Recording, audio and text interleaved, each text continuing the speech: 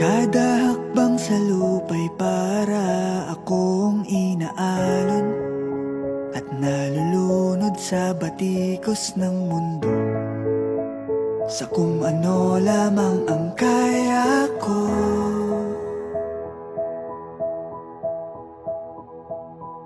Pigang-piga na sa mga problemang di masolusyonan agad, parang wala nang bukas. Pwede bang umiwas? Hinahanap ang sarili ngunit di nakakayanin sa ligaw na dinadaanan ko. Saan na to patungo? Saan na to patungo?